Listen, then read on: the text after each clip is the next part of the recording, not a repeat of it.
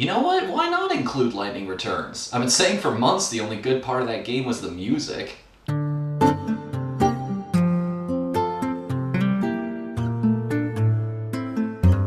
And lo, those who could not believe that a rhythm game and an RPG could work together were made into believers. Gotta keep you on guard. That's how you do it. Really though, I'm just hoping that the fact that this concept is so weird is gonna distract you from the third freaking eye I've got growing on my forehead right now. Yeah, take a good look at that. So for those of you who don't know what Theathrhythm is, it's basically a Final Fantasy rhythm game. It's a collection of all kinds of tunes from throughout the series' history that have been brought together so that you can tap, slide, and hold down notes to the beat. Now, what makes it interesting, apart from games like DDR or the like, is that there is an RPG system in here. You can build a team out of 4 of your favorite characters from throughout the entire franchise, and they give you your selection right at the beginning of the game, too, of any 4 characters from the main protagonists of any of the 14 main games to start off with. Now, all of these people have very specific abilities that they learn as they level up. Like every time you complete a song, you get 2 different things. You get experience points for your party, and you get rhythmia points, which we'll get to here in a second. But let's focus on experience for now, because that's what unlocks skills. All of your party members can equip skills that make them do different things during the stages. You have 2 types of stages. You have field stages and you have battle stages. Field stages are sort of akin to the journeying part of Final Fantasy, like your character is walking around an overworld of sorts, and the farther you go, the more chance you have of running into a Moogle who's carrying a treasure chest, and you always meet somebody right at the very end who's gonna give you something. Battle stages are a little different. They're the results of not just the leader, the guy who's actually on the field, who's only replaced if you get like a bad note, they trip and fall and have to be replaced by somebody. It's the combination of everybody's abilities. Like everybody's either casting magic, or some characters are better at using physical skills. Some of them can boost the power of your summon abilities. Some of them can actually weaken a boss by lowering its physical defense, things like that. And while I admit that there are optimal builds, for the beginning, it's mostly just a matter of building your party up and figuring out what works for you. Like, what do you like using during a stage? What do you feel like helps you the most? There are even characters that can actually heal you up if you're taking too much damage, like getting too many bads and misses, and your health bar is going down really fast. It's really newbie friendly in that sense, and it really caters to whatever type of playstyle you want to. And of course, here's the interesting thing about attacking abilities though. Things like fire or blizzaga or focus, is they only trigger when you hit a certain number of notes, okay? Which means, naturally, on the higher difficulties in this game, you're going to be hitting more triggers, which in turn equals more abilities, which means your party is doing more damage, which means they're killing more monsters, and thus earning you more collected cards, more loot, more items that you can power yourself up with, and of course more experience so you can get stronger faster. But that's also a skill-based thing. You have to be good enough at the game to actually be able to hit those many notes consistently. It's a good balance system. And it makes the whole RPG aspect of the game actually reward you for actively getting better at the game in a way that few games can. It's really interesting. And it's really deep too, is the other half of it. This game is huge. It's gigantic. Because, okay, let me put it this way. You know how when a big company, especially like a big company, whenever they want to try something new, they make it something small. An experiment is just that. It's like an experiment in concept. They don't put a whole lot of bells and whistles attached to it. They just throw it out there and see if it works. That's kind of what the original Theathrhythm was. It was really just an experiment in concept. They were seeing if people would hook on to something like this, and luckily they did, because now we have Curtain Call, and it is such a bigger game. More tracks from the entire franchise this time. Even the side games, which I'm super psyched about. I love that fact. I mean, the fact that they simply acknowledge that Mystic Quest even exists, that makes me happy. You know Benjamin is a mainstay in my party, okay? That guy's great at everything, magic and physical, but... where was I going with this thought? Yes, there's more collect-a-cards, there's more enemies to face, like... Here's a perfect example. Even the backgrounds are song-specific. Like, when you play the tune from Matoya's Cave, you'll actually see the brooms flying around in the background. It's awesome! It's got such an attention to detail and is produced... It's obvious that a lot more energy, a lot more time and resources were going into this because they knew they were going to get a return investment. And... while that's unfortunately the only way you can get a company to actually commit to something like this and make it the game we all wanted the original to be, that's unfortunately how it goes. And fortunately, if you haven't played the original, you're gonna love this one. You're gonna hop into it and it's gonna blow your mind. Don't even get me started on everything there is to unlock in this title, okay? There are cards upon cards of characters that you can collect. There's all of the different characters to unlock. I haven't even gotten one black shard yet. I might add, I have a quest where I can unlock them. That's the other cool thing about this. If you played the original, you remember something called Dark Notes, where basically it was a field stage and then it was a battle stage, and they were both chosen randomly, and they got progressively harder. Like, the sections of the songs were broken up into different difficulty sections. They've gotten rid of that. They're now called quest medleys. Are these random things off to the side of the normal, like, choose one song and play it. Basically, they're groups of randomly chosen songs, and there's like forks in the paths you can take about which songs you want to play, and there's different events that happen down different paths, so there's a strategic choice. Maybe you're not feeling so hot about the difficulty you're on, so you take the path that has a checkpoint, but no like special rewards past that. Or maybe you go a little risky, you go with the bottom route and it has an EX boss there, because you know you're good enough and powerful enough to beat him and get some really cool loot. Or maybe you go to the middle one because Fat Chocobo has popped up on one of the field stages and you want to make sure you get a rare item from him. There's a lot of strategic placement like that. It even rewards repeat playthroughs through quests, because you keep any key items, like literally keys, there's 4 kinds.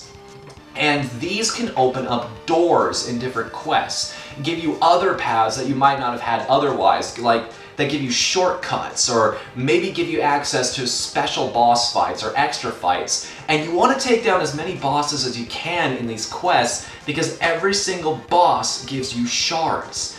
These shards are what you need to collect in order to unlock characters, is the thing. I don't even know if the rainbow shards are still a thing. That's how little I've got to unlock in this game. This is humongous. There is so much left for me to unlock. Like, I've been playing this game nonstop for the past 4 days since it came out, and I'm only at 40,000 Rhythmia points, and there's still so much empty space in my collect-a-card album. There's so many songs left to unlock. There's so many things I've yet to play. So many difficulty tiers for every single song that I've yet to go through. So many characters left to unlock. My goodness, it's mind-boggling. I have not yet begun to Theathrhythm. It's not perfect, though, is the thing. You gotta realize that. As ambitious as this game is, everything has flaws, and there's kind of a little hiccup with the decisions they made in this game. Now, don't get me wrong, the mere fact that they included all of the side games, there's a much bigger track list, and it allows people to maybe go back and discover some new favorites. Like, for me personally, that was the dungeon theme from Final Fantasy II. I'd never heard that song before, and I'm like, yup, adding this one to my favorites list the instant I heard it. But here's the thing about old school music. You know these songs are not long enough to the point where they were meant to be enjoyed this way on their own merit. It's the problem. So many of these songs have to loop like 2 to 3 times to actually fill in the quota of one stage. So the problem you face there is it starts getting really repetitive. Now, I like this music, okay? It's Nobuo Uematsu. You know that this game succeeds on the mere fact that it's his composition, and all of this music is really fun to listen to tap to slide to hold to just play and enjoy in a rhythm-based form. But the thing is, maybe we've just been spoiled by YouTube is the thing, because the rule of thumb for guys like Super Darky or Gilvasunner, formerly known as Timmy Turner's dad, is that you repeat a song twice, because past that is the point where people start getting tired of it. And it's not something that bugged me personally, like I said, but it may bother you more than it did me. It's just something to keep in mind. I did notice it, is the thing. So, and considering I'm a lot more patient than most people, it may get on your nerves. I do imagine this being an issue for some guys. The other problem we're facing here is that, especially those old school games like 1 and 2, these have been re-released, remade, and remastered for so many different platforms. There's a lot of different formats of their music. Like, they've gone through several different versions of the soundtrack as time has gone by, so how do they handle that? They don't. Like, here's a perfect example. When I first saw Dissidia and Dissidia Duodecim on the track list, by the way, if you've never played that game before, I friggin' dare you to attempt to spell that in the comments. That'd be interesting to watch, but jokes aside, you'll notice the thing is, those games are fan service titles in themselves, okay? If you don't know, those games were about bringing the entire Final Fantasy cast together to just basically come together in one gigantic Royal Rumble, basically. Make them all fight each other. And it doesn't have a whole lot of original music in it, is the problem. So you're like, how are they gonna make this work? Again, they don't make it work, is the thing. There's 9 tracks between the two games, which is abysmal compared to practically every single main entry series game that's on this track list, that's in this selection. And one of them is a remake of Decisive Battle from Final Fantasy VI. It's like, well, I'll give them credit. At least they did better than Mystic Quest, which only has 2 songs. 2! And they don't even use the Dark King's theme, which is the best song from that game. It's like, why'd you even bother? But the reason this perturbs me, the reason I think this bugs me so much, like, you don't have to get rid of the old school songs, okay? Don't get me wrong. There is a place for those, like, retro sort of square sign and triangle waves is the thing. That's an important part of video game history. There's no denying that. Final Fantasy is one of the most integral franchises in video game lore and history in general. It's a big part of our medium. But let's be honest with ourselves. This is a fan service game, is the thing. The people, it's a great game in its own right, don't get me wrong, but there's no denying that the people who are going to get the most enjoyment out of Theathrhythm are guys who have been here for years, okay? They want to celebrate all of the many accomplishments that Final Fantasy has gone through over the years in interactive form, okay? So, and a big part about fan service is, it's not about just looking back at where you've been, it's about analyzing and celebrating how far you've come. Does that make sense to anybody? It's like, give me the option. Here's a perfect example of this, okay? This is something I went through mentally. When I first heard that Crystal Chronicles was going to be included in the game selection here, I flipped out, okay? I was giddy as a frigging schoolgirl, because of course they're going to include Morning Sky in the track list. Why would anybody even consider putting Crystal Chronicles in Theathrhythm and not use that song? So I'm flipping through the track list here thinking, okay, where the hell is Morning Sky? Where the hell is Morning Sky? Wait, what is this, Sound of the Wind? I don't recognize this song from...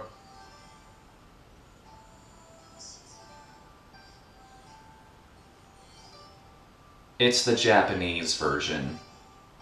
Fail! Square, I'm not mad.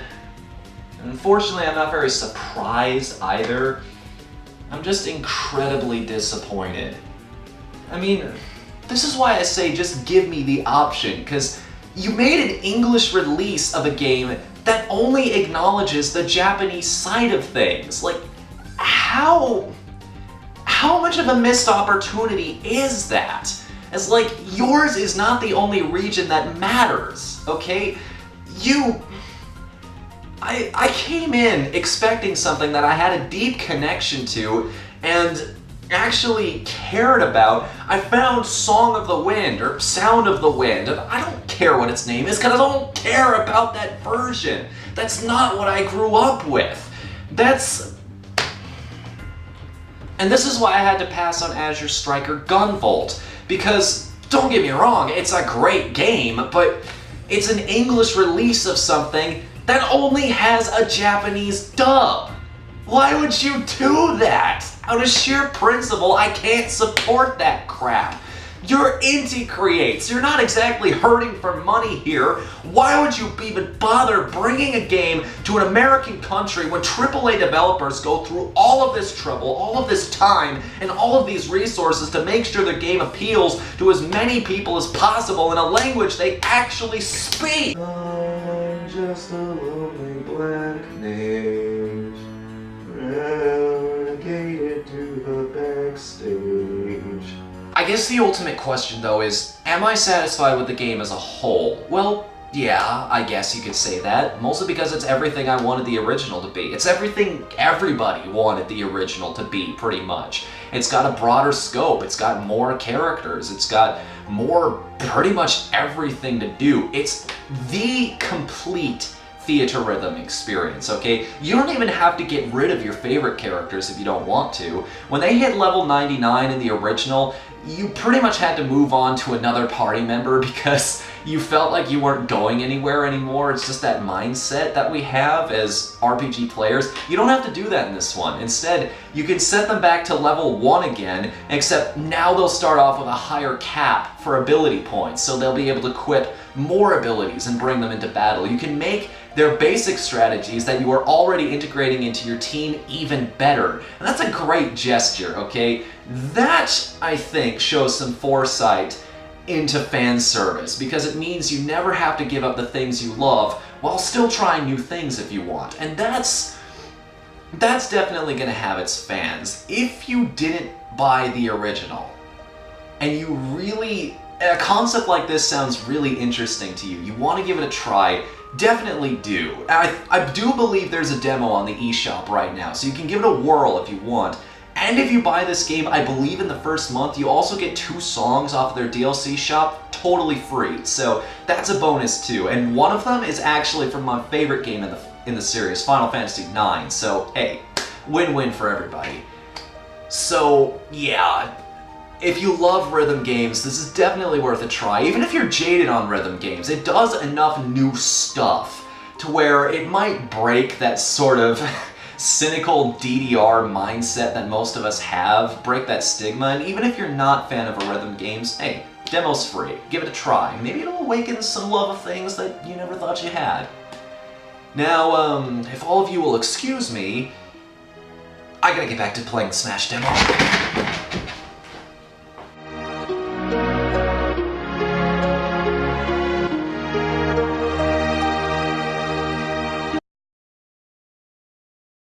Maybe we've been spoiled by YouTube, because the rule of thumb for guys like Super Darky, or did I get that backwards? Super, no, it's Super Darky. Gilvasunner, or formerly known as Timmy Turner's dad, fucking Dinkelberg. God damn it.